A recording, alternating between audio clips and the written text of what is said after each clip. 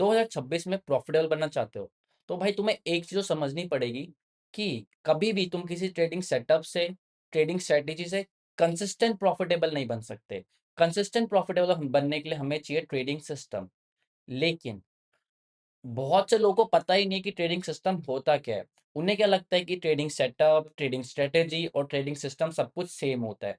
अगर तुम भी उनमें से एक हो, तो इस वीडियो को पूरा देखना, तुम्हें बहुत कुछ सीखने को मिलेगा। मैं ना तुम लोग के साथ अपनी स्टोरी शेयर करता हूँ कि मुझे कैसे पता चला कि ट्रेडिंग सिस्टम का होना कितना इंपॉर्टेंस है हमारी ट्रेडिंग में। देखो, मैंने प्लान भी बनाया, मैंने सेटअप का भी वेट करा, मैंने एंट्री भी करी।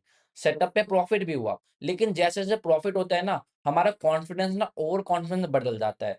बहुत आई थिंक तुम लोग के साथ भी बहुत बार हुआ होगा, तुम लोग भी रिलेट कर पाओगे। जैसे-जैसे हमारी विनिंग स्ट्रीक होती है, हमारा अकाउंट ग्रो होता है, हम क्या करते हैं कॉन्फिडेंस को ओवर कॉन्फिडेंस में कन्वर्ट कर देते हैं और ओवर ट्रेडिंग करके पूरा एक सारा जितना भी हमने कई दिनों का प्रॉफिट करा होता है, एक दिन में लॉस कर देते हैं। अब मैं तुम लोग के साथ अपनी स्टोरी शेयर करता हूँ कि मुझे कैसे पता चला कि ट्रेडिंग सिस्टम का होना कितना इंपॉर्टेंट है हमारी ट्रेडिंग में। अब देखो, मैंने प्लान भी बनाया, मैंने सेटअप का भी वेट करा और मैंने अपने सेटअप पे भी एंट्री ली और क्या होता है प्रॉफिट भी हुआ। अब जब हमारा प्रॉफिट होता है, बैक टू हमारे प्रॉफिट होते हैं, हमारा अकाउंट भी ग्रो हो रहा है, तो क्या होता है हमारा जो कॉन्फिडेंस है ना वो ओवर कॉन्फिडेंस में कन्वर्ट हो जाता है और हम क्या करते हैं ओवर ट्रेडिंग करना स्टार्ट कर देते हैं। आई थिंक तुम लोग का भी बहुत बार ऐसा हुआ होगा, तुम लोग भी रिलेट कर पाओगे इस चीज को। हम प्रॉफिट भी कर रहे हैं, अकाउंट भी ग्रो कर रहे हैं, लेकिन एक दिन ऐसा आता है कि हफ्तों का, महीनों का सारा प्रॉफिट एक दिन में लूज कर देते हैं और उल्टा अकाउंट भी ब्लो कर देते हैं। या मैंने प्रॉपर प्लान बनाया, सेटअप का वेट करा, सेटअप पे एंट्री करी और उस सेटअप पे लॉस हो गया। अब मैं क्या करता हूँ, उस लॉस को रिकवर करने के चक्कर में रिवेंज ट्रेडिंग स्टार्ट करता हूँ और रिवेंज ट्रेडिंग से ओवर ट्रेडिंग हो जाती है और अकाउंट फिर से ब्लो हो जाता है। तो मेरे को एक चीज़ समझ आई यहाँ पे कि भाई जो सेटअप है ना, वो सिर्फ हमें एंट्री और एग्ज़िट में हेल्प करता है कि हमें कब ट्रेड लेना है और कब एग्ज़िट करना है। लेकिन सेटअप कभी भी हमें अपने इमोशंस को रेगुलेट करने में, अपने इमोशंस को हेल्प कंट्रोल करने में हेल्प नहीं करता। और ट्रेडिंग किस चीज़ का गेम है? ट्रेडिंग में मैटर क्या करता है? कि हम कितने अच्छे से अपने इमोशंस को कंट्रोल कर पाते हैं। तो यहाँ पे ट्रेडिंग सिस्टम का सबसे इम्पोर्टेंट रोल प्ले होता है। जो ट्रेडिंग सिस्टम है ना, वो हमें पैसा कमाने में हेल्प नहीं करता। वो हमें हेल्प करता है कि हम अपने इमोशंस को कैसे कंट्रोल कर पाएँ, क्योंकि जब तक हम अपने इमोशंस को कंट्रोल नहीं कर पाएँगे, हम पैसे को बना तो लेंगे। हम तुमने मैंने पैसा कई बार बनाया है, लेकिन हम उसको रख नहीं पाए अपने पास, या एक आधा लॉस होने के बाद अपने इमोशंस को कंट्रोल नहीं कर पाए और सारा लु और जितना भी पैसा था सारा अकाउंट ही ब्लो कर दिया। तो पॉइंट ये है, जो ट्रेडिंग सिस्टम है ना, वो एक ट्रेडिंग सिस्टम हमें हेल्प करता है अपने इमोशंस को कंट्रोल करने में। ट्रेडिंग सिस्टम में ना 3 पार्ट्स होते हैं। पार्ट 1 कि जब उसमें हम कहते हैं एंट्री बिफोर चेकलिस्ट, कि जब भी हम एक एंट्री लेने जा रहे हैं ना, मैं बाय या सेल पे क्लिक करने जा रहा हूँ। मैं एक 60 सेकंड का पॉज़ लेता हूँ और वहाँ पे मैंने कुछ पॉइंट्स लिख रखे होते हैं, वो उनको मैं रीड करता हूँ और जैसे कि फॉर एग्ज़ाम्पल तुम कुछ अलग मिस्टेक करते हो, मैं कुछ अलग मिस्टेक करता हूँ, तो हम वो वाली मिस्टेक्स लिखते हैं जो हम बहुत ज़्यादा कॉमन करते हैं।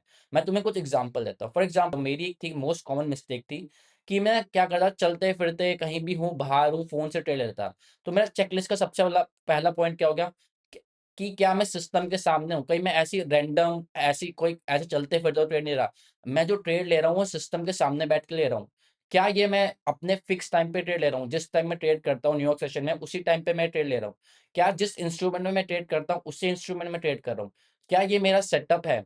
मेरे इमोशंस क्या है? क्या यहाँ पे कोई मैं फोमो में, रिवेंज ट्रेडिंग में, लॉस रिकवरी के चक्कर में, या मेरे को पैसा चाहिए इसलिए तो ट्रेड नहीं ले रहा? मेरा इमोशन क्या है? मैं काम हूँ, मैं एंग्री हूँ, मैं नर्वस हूँ, मैं पैनिक कर रहा हूँ, मैं क्या कर रहा हूँ?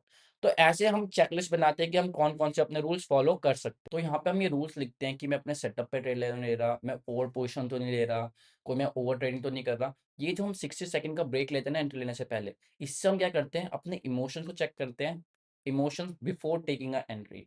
अब बहुत से लोग बोलेंगे यार हम तो प्लान बना रहे हैं, हम तो प्लान ट्रेड पे ही ट्रेड ले रहे हैं, तो हमें चेकलिस्ट की क्या ज़रूरत है एंट्री लेने से पहले, राइट?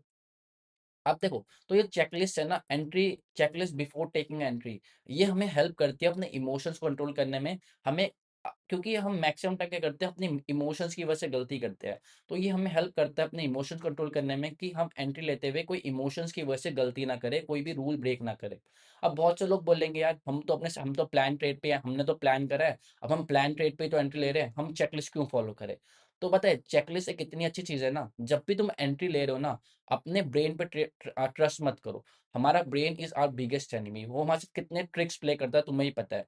तुमने बहुत बार देखा होगा, तुमने प्लान करा होगा कि इस लेवल तक आएगा, तभी मैं बाय या सेल करूँगा। लेकिन उस लेवल तक आता नहीं है, तुम कुछ भी फोमो में आके या कुछ भी करके एंट्री कर लेते हो। अब तुमने प्लान बनाया, तुम्हारा प्लान सही भी है, मार्केट ने तुम्हारे प्लान को राइट भी प्रूव करा है, लेकिन तुमने उससे पहले ही कुछ उल्टी-सीधी एंट्री लेके गड़बड़ कर दी।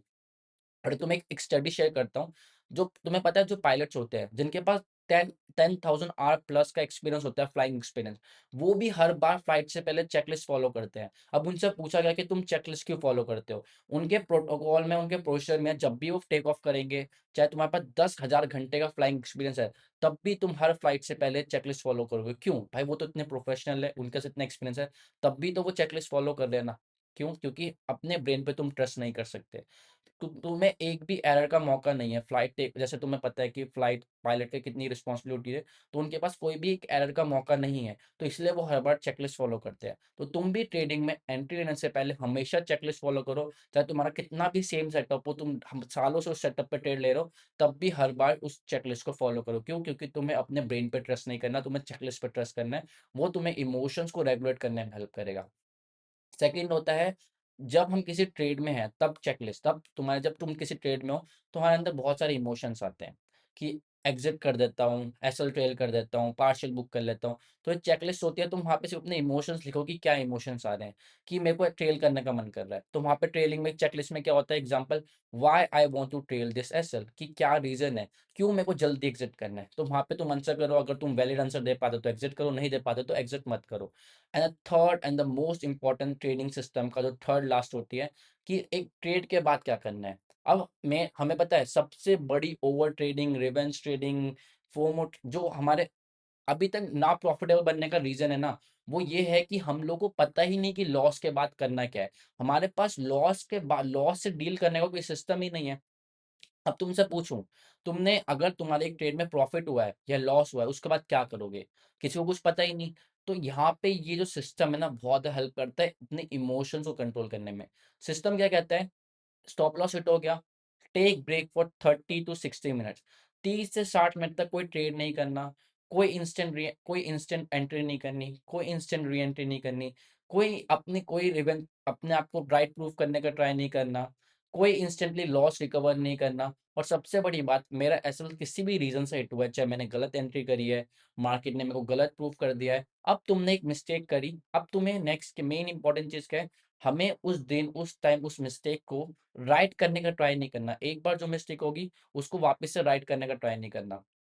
तो ये हमें 2 चीज़ों में हेल्प कर रहा है। पहला जो एंट्री चेकलिस्ट होता है, कि हम अपने सेटअप पे अच्छे से एंट्री कर पाएँ विदाउट एनी इमोशंस। तुम्हें नहीं पता होगा हम लोग कितनी बार कितनी मिस्टेक करते हैं, सिर्फ़ और सिर्फ़ इमोशंस की वजह से। हम इमोशंस की वजह से गलत एंट्री ले लेते हैं। हमारा सेटअप सही है, सब कुछ सही है, प्लान सही है, लेकिन हम इमोशंस में आके गलत एंट्री ले लेते हैं, पैनिक में, फोमो में, विदाउट कन्फर्मेशन। तो ये चेकलिस्ट वहाँ पे हेल्प करता है। हम जल्दी एग्ज़िट अगर जाते हैं किसी ट्रेड से, ये चेकलिस्ट वहाँ पे ऐड करता है। मोस्ट इम्पोर्टेंट, जब हम लॉस कर देते हैं तो चेकलिस्ट वहाँ पे करता है, क्योंकि हमने एक सिस्टम बना दिया है। हम अपने जो हमारे इमोशंस है ना, तुम उसे विल पावर से कंट्रोल नहीं कर सकते। हम अपने इमोशंस को सिर्फ एक सिस्टम से कंट्रोल कर सकते हैं, कि हमारी बॉडी में एक हैबिट्स बन जानी चाहिए। ऑटोमेटिकली लॉस हो गया, चलो 30 मिनट के लिए स्क्रीन बंद कर दिया, बाद में चले जाएंगे, मेरे को लॉस रिकवर नहीं करना, मेरे को अपनी मिस्टेक को अभी करेक्ट नहीं करना। ये सब कैसे बनेगा, जब हम एक सिस्टम फॉलो करोगे। ट्रेडिंग सेटअप अच्छी चीज़ है, ट्रेडिंग सेटअप से प्रॉफ़िट होगा, लेकिन उस प्रॉफ़िट को रखना कैसे है, उसको कंसिस्टेंटली मेंटेन कैसे करना है, वो ट्रेडिंग सिस्टम बताएगा। अब कितने लोग इस ट्रेडिंग सिस्टम को फ़ॉलो करने वाले हो? Let me know in comment section. और अगर अभी भी ट्रेडिंग समझ नहीं आ रहा कि ट्रेडिंग सिस्टम कैसे बनाना है, तो मैंने भी अपना एक ट्रेडिंग सिस्टम बना रखा है। तुम नीचे कमेंट कर दो ट्रेडिंग सिस्टम, मैं तुम्हें अपने ट्रेडिंग सिस्टम की पीडीएफ भेज दूँगा, जिसको तुम देख के अपना खुद का ट्रेडिंग सिस्टम बना सकते हो। And thanks for watching guys, see you guys in the next video and wish you all कि आप सभी लोग 2026 में प्रॉफिटेबल बन जाओ।